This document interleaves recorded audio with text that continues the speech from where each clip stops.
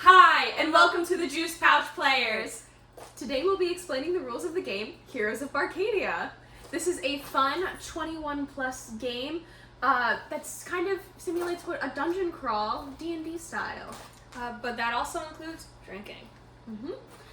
So to get started, players have to put out all of the room cards, which are the hexagonal cards included in the box. Today we will be doing an adjusted version of the game since we only have 2 plus 3, so we only have 3 people total playing the game. You can have up to 6 people playing the game. If you have 4 to 6 people, just play with all of the room cards in the box.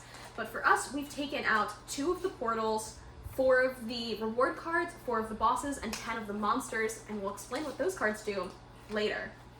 The next thing that all players need to do is pick a character that they want to play. Each character is color coordinated and has their own specific cup, signature move card, and 20-sided die called a D20. Once players have picked up all of their specific components, you can fill up your drink or your cup to the line that says full. Once you've done that, everybody will take turns putting out the room cards to build your very own dungeon, and you're ready to begin the game. There are also very handy cards that explain what players can do on each turn. Before we get started setting up and going over rounds and stuff like that, we're going to go over each individual card, the cups, and everything like that. So for starters, we have the cups. This is going to be your character. You're going to be using them to move across the board. They also are your hit points. So if you lose hit points, then you have to drink from the cup. If you get a health potion, then you have to pour more into your cup. So make sure you have some drinks left over. Today we are using Capri Suns, obviously. Next we'll go over the types of rooms that there are. So first up we have monsters. Monsters are cards that have a level and a damage that you take. So for example, for this one, the level is 5. That means when it's your turn, if you enter this room, you flip over this card, and then you can then battle this monster. You have to roll a 5 or higher to defeat the monster, and if you do, you get whatever the reward is at the bottom. For example, this one is 1 loot card. If you don't roll a 5 or higher and you fail this card, then you take the damage in the smaller box below that. This one, you take 15 damage if you fail this card. There are also team battles for monsters. These will have a slightly higher level. For example, this one is 22, but you get to pick another player to fight that monster with you. So you'll both roll, and you have to roll a 22 or higher collectively. If you don't roll that number collectively, then you both take the 10 damage. If you do roll that number collectively, you both get the reward. For example, 2 loot cards. The next 2 rooms are reward cards. So we have one where you get to draw a loot card or 1 power-up. Power-ups are needed to get to our next card, which is the drink horde. The ultimate goal of the game is to discover the drink horde and defeat him. But the only way you are allowed to defeat the drink horde is if you have 3 power-up cards in your hand. Yes. Yes, so once the drink horde is revealed, anybody with 3 power-ups can enter the room, battle the drink horde guardian, and if they succeed, they win. But what happens if you die? Well, if you die, then you drop 1 of your power-ups in the room that you were left in, and that stays behind. Then you get to pick 1 of your loot cards, and that stays with you. The rest go into the discard pile, and then you go back to the starting piece, and you refill your cup to full. So be careful, because you could go down to 0 HP. That doesn't mean you're out of the game permanently. It just means you start drinking again. The last room to go over is the portal cards. So there are a handful of these cards that are spread throughout the deck. If you enter one of those, then you get to go to another portal card that is revealed somewhere else in the dungeon. Yes, and there will always be a portal card at the starting piece. So if you ever want to go back to the start, if you've made it so far and now you're trapped somewhere else, you can always go back there. And that can be done once per turn. Now that we've explained all of the different rooms, we'll go over the loots and the power-up cards. So there's a variety of loot cards. Every player starts the game with 3 loot cards that they can look at. And then you earn more in a variety of ways. Some of the rooms will just be treasure rooms where you can just grab a loot card or a power-up. But there are some loot cards that can be played between turns and between rounds. For example, traps. Traps allow you to place one of these bottle caps onto any room.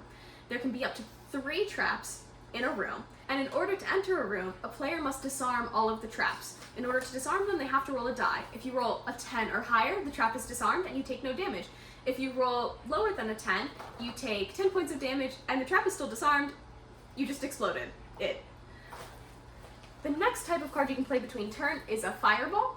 That just inflicts 10 points of damage on any player of your choice.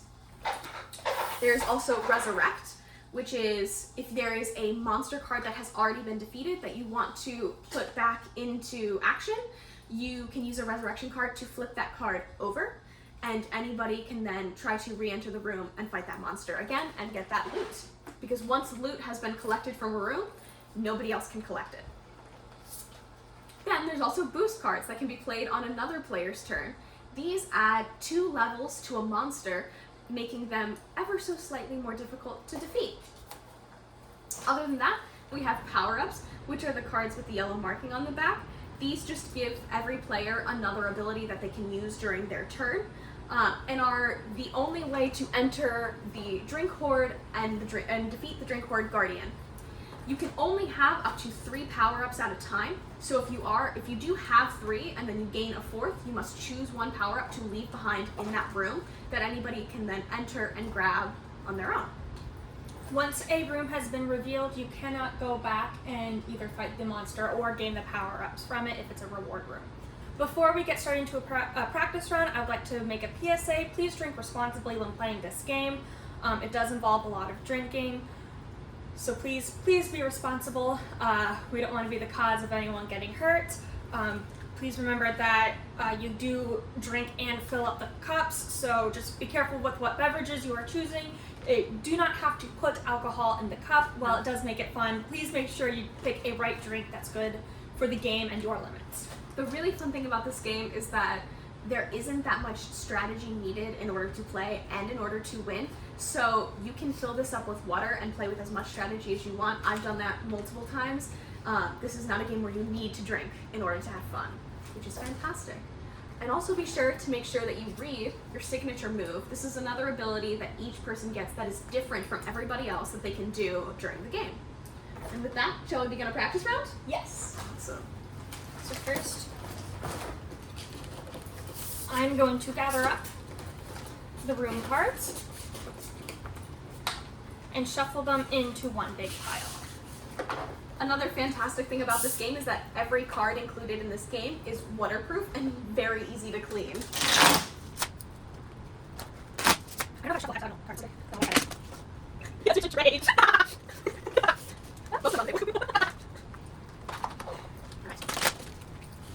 When placing the beginning room, you place the portal in the center with everything else surrounding it. The beginning room functions as one room even though it is more than one space. So if you are in a hexagon that you don't like at the very beginning of the game, say I'm over here, but actually I want to be over here, it's all one room, you can do that. Alright, and now in order to set up, the way this game works is you split the room cards in half. Or based off how many people there are playing, Fruit Punch is not going to help us set up the room. And then you begin placing them anywhere as long as it is touching one side of another piece. You place them all face down. So I'll go first.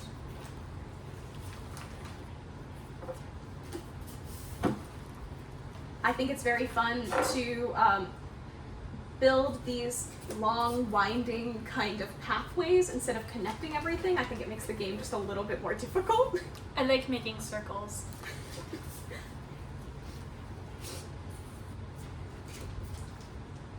And you continue doing this until all the cards have been dealt out. As we mentioned earlier, our game is amended due to the number of players we have, so we have slightly less cards than you usually play with.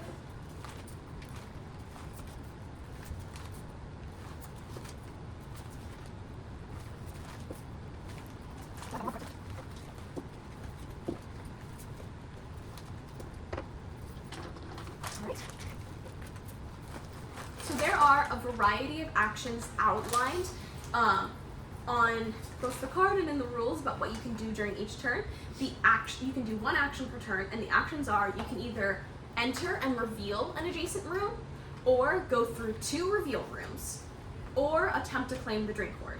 Those are the actions that you can take during a turn. The other things that you can do are use the abilities of a power-up, use your signature ability, use a magic portal once per turn, or if you are trying to get into a location that somebody else is currently in, before you take your action, you can choose to duel that person. How does a duel work, you may ask?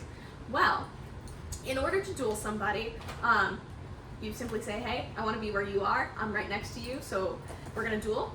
You guys roll off, so both of you roll your d20s, and whoever rolls higher wins and gets to be in that location. Whoever loses has to take 10 points of damage. If you tie, roll again. The only other type of card that we did not mention earlier are bosses. Bosses are separate than monsters. Bosses do not have a level listed.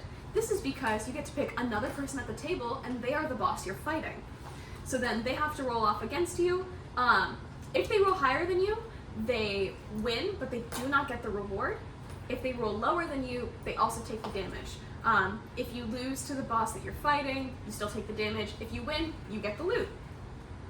Alright, so in order to get started, we'll deal out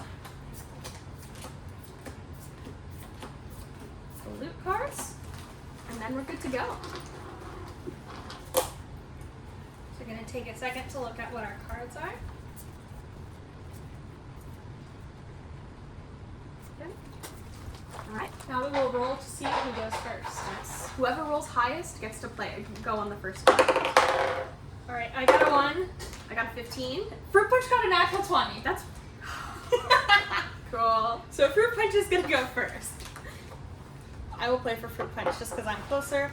So Fruit Punch is going to want to discover this room right here. So they are going to flip it over. And it is a boss. Ooh. Want rock, paper, scissors for it?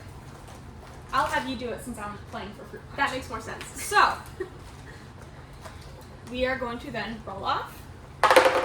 Fruit Punch got a 17. I got a 4. So I will take the damage, which is 10 points of damage. And Fruit Punch gets 1 loot card and 1 power up. There we go. Oh, that is not much damage. And now they get to enter this room. And that's their turn. Alright, I will go next. I will enter this room here if I can. Okay, it's a team battle. Want to fight with me? Yes. Cool. So the 2 of us have to roll together at least a 20 in order to defeat it. 12. So we rolled a 24 altogether. So we defeat the monster and we both get 2 loot cards each. There you go.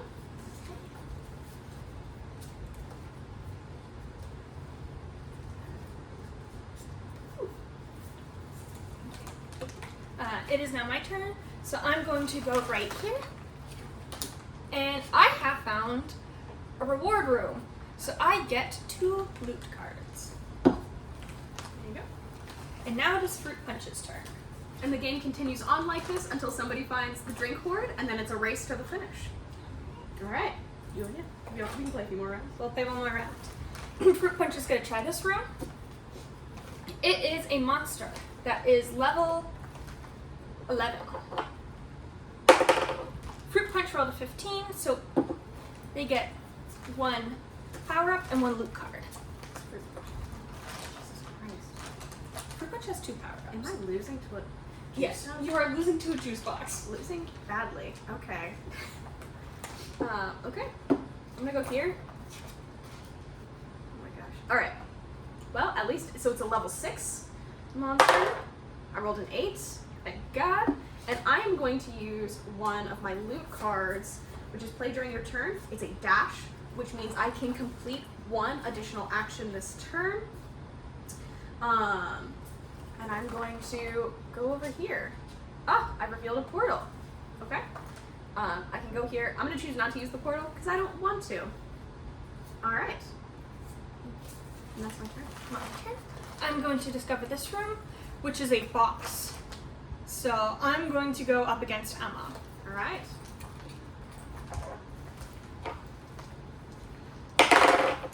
1. 5. Oh, So I win. wow. So I get a power up And I Two take moot cards. 10 damage. No, right? 10? Yeah, 10 damage.